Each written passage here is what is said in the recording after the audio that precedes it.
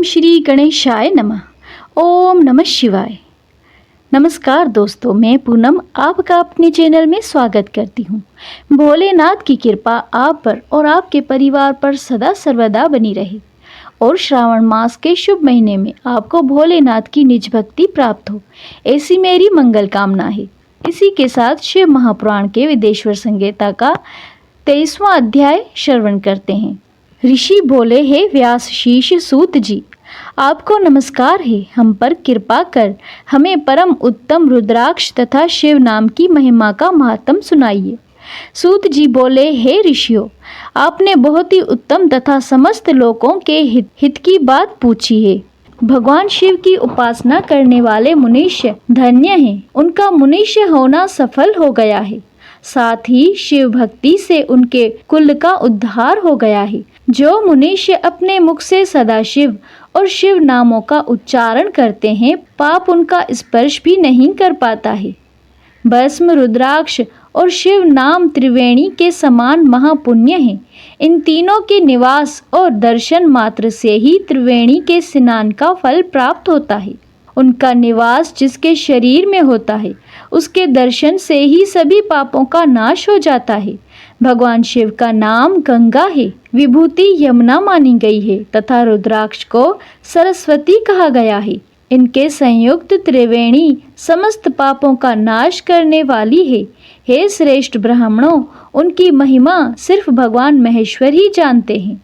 ये शिव नाम का महात्म समस्त पापों को हर लेने वाला है। शिव नाम अग्नि है और महापाप पर्वत है। इस अग्नि से पाप रूपी पर्वत जल जाते हैं। शिव नाम को जपने मात्र से ही पाप मूल नष्ट हो जाते हैं। जो मनुष्य इस पृथ्वी लोक में भगवान शिव के जाप में लगा हुआ रहता है, वो विद्वान महापुण्य आत्मा और वेदों का ज्ञाता है। इसके द्वारा किए गए धर्म कर्म फल देने वाले हैं। जो भी मनुष्य शिव नाम रूपी नौका पाकर भवसागर को तर जाते हैं, उनके भव रूपी पाप निस्संदेह ही नष्ट हो जाते हैं। जो पाप रूपी दवानाल से पीड़ित हैं, उन्हें शिव नाम रूपी अमृत का पान करना चाहिए। हे मुनीश्वरों, जिसने अनेक जन्मों तक तपस्या की है, उसे ही पापों का नाश करने वाली शिव भक्ति प्राप्त होती है। जिस मनुष्य के मन में कभी ना खंडित होने वाली शिव भक्ति प्रकट हुई है, उसे ही मोक्ष मिलता है।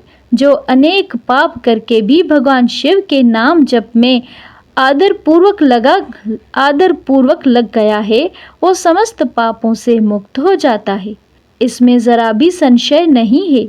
जिस प्रकार जंगल में दवानाल से दगित हुए वृक्ष भस्म हो जाते हैं, उसी प्रकार शिव नाम रूपी दवानाल से दगित होकर उसके सारे पाप भस्म हो जाते हैं। जिसके भस्म लगाने से अंग पवित्र हो गए हैं और जो आदर सहित शिव नाम जपता है, वो इस अथाह भवसागर से पार हो जाता है। संपूर्ण वेदों का अवलोकन करके महर्षियों ने शिव नाम को संसार सागर के पार करने का उपाय बताया है।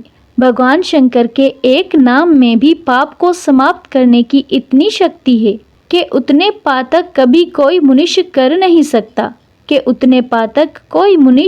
कर ही नहीं सकता। पूर्व काल में इंद्रद्युम्न नाम का एक महापापी राजा हुआ था और एक ब्राह्मण युवती जो बहुत पाप कर